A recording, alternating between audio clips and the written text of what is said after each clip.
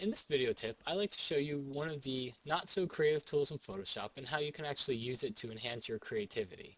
It's the crop tool. By default, your use of the crop tool may not be so glamorous, and you might just be used to actually cropping around an image, pressing return, and experimenting, undoing and experimenting with various crop sizes. But one of the things that you can do with the crop tool is actually help use it to compose your image. So here I have a picture of a tree. Nothing spectacular. It's a nice photo, but I really want to help try to make it a little bit better. So what I'm going to do is I'm actually going to crop around the tree. I'm going to use the handles that appear at the bounding box. I'm just going to drag them around and actually compose my image inside of this crop box.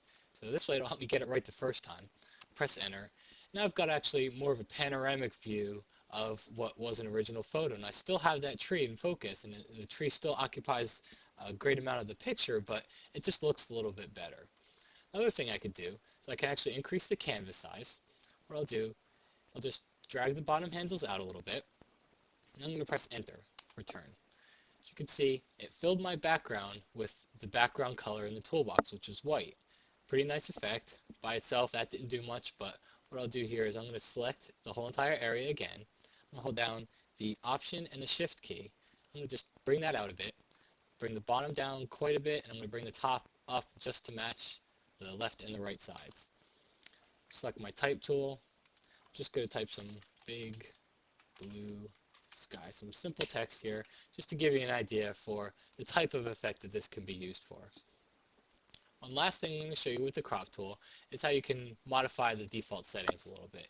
So by default, when I draw a crop area around the image, Photoshop will actually put that at black, and it will actually set it at 75% opacity. Well, to some people that might be fine, but to others, that area around the image is either distracting to them and they don't want to see anything, or they don't actually want to see anything, that image, that area around the image grayed out at all. So one of the things you can do, if you don't want to see anything around the image as far as it being grayed out, just uncheck the shield button, and that'll just show you your crop box here, and then the rest of the image will still be intact. If you do like using that area, but you don't want to see the backgrounds of what you're cropping out, just bring the opacity up to 100%. You can also go in here, you could change the color to white, click OK, it's now white, or you can actually set it to a mid-gray color, and this is what I usually do. This way, the neutral tone actually helps me work better because I'm not distracted by what's in the background. Black or white can tend to be a little too far on either end of the spectrum, and that neutral gray color really helps me work with my images. So now what I'll do is I'll go ahead and I'll compose my image the way I was before, and I'll create some of that panoramic view that I just had, and I'll press enter. So again, just various ways that you can use a tool that you might not have thought of.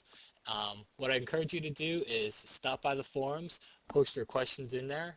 There's a lot of great members out there answering questions in the forum, and a lot of great questions that are getting posted to the forum. So you can learn a lot either way. Hope you enjoyed this tip, and I'll see you next time. Thanks.